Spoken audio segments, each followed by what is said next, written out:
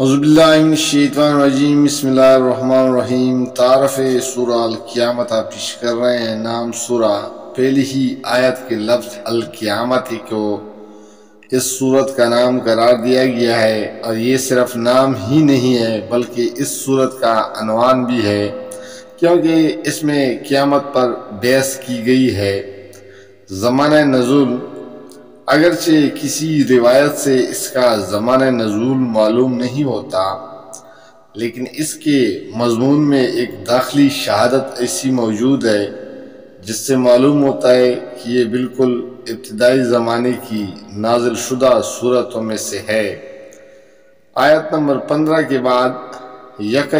سلسلہ کلام توڑ کر رسول اللہ صلی اللہ علیہ وسلم سے فرمایا جاتا ہے کہ اس وحی کو جلدی جلدی یاد کرنے کے لیے اپنی زبان کو حرکت نہ دو، اس کو یاد کرا دینا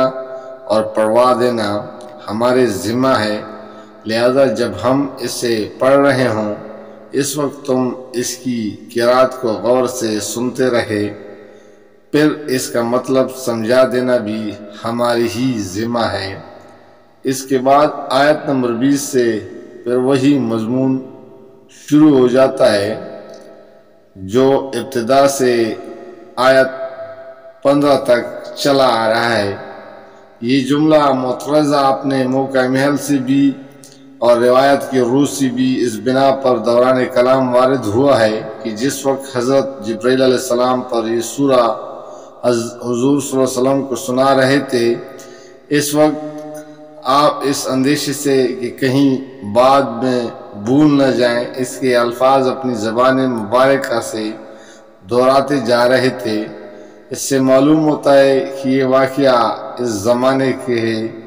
جب آن حضرت صلی اللہ علیہ وسلم کو نزول وحی کا نیا تجربہ ہو رہا تھا، اور ابھی آپ کو وحی اخذ کرنے کی عادت اچھی طرح نہیں پڑی تھی۔ قرآن مجید میں اس کی دو مثالیں اور بھی ملتی ہے۔ ایک سورہ طٰہٰ میں جہاں رسول اللہ صلی اللہ علیہ وسلم سے فرمایا گیا ہے، اور دیکھو قرآن پڑھنے میں جلدی جلدی نہ کیا کرو جب تک کہ تمہاری طرف اس کی وحی تکمیل کو نہ پہنچ جائے۔ دوسرا سورہ اعلیٰ میں جہاں حضور صلی اللہ علیہ وسلم کو اطمینان دلایا گیا ہے کہ ہم عنقریب تم کو پڑھوا دیں گے اور پھر تم بھولو گے نہیں۔ بعد میں جب حضور صلی اللہ علیہ وسلم کو وحی اخذ کرنے کی اچھی طرح مشق ہو گئی تو اس طرح کی ہدایت دینے کی کوئی ضرورت باقی نہ رہی۔ اسی لیے قرآن میں ان 3 مقامات کے سوا اس کی کوئی اور مثال نہیں ملتی۔ موضوع اور مضمون، یہاں سے آخر کلام اللہ تک جو صورتیں پائی جاتی ہے ان میں سے اکثر اپنے مضمون اور انداز بیان سے اس زمانہ کی نازل شدہ معلوم ہوتی ہے۔ جب سورہ مدثر کی ابتدائی 7 آیات کے بعد نزول قرآن کا سلسلہ بارش کی طرح شروع ہوا، اور پے در پے نازل ہونے والی صورتوں میں ایسے پرزور اور مؤثر طریقے سے نہایت جامع اور مختصر فکروں میں اسلام اور اس کے بنیادی عقائد اور اخلاقی تعلیمات کو پیش کیا گیا، اور اہل مکہ کو ان کی گمراہیوں پر متنبہ کیا گیا، جس سے قریش کے سردار بکلا گئے، اور پہلا حج آنے سے پہلے حضور صلی اللہ علیہ وسلم کو زگ دینے کی تدبیری سوچنے کے لیے انہوں نے وہ کانفرنس منعقد کی۔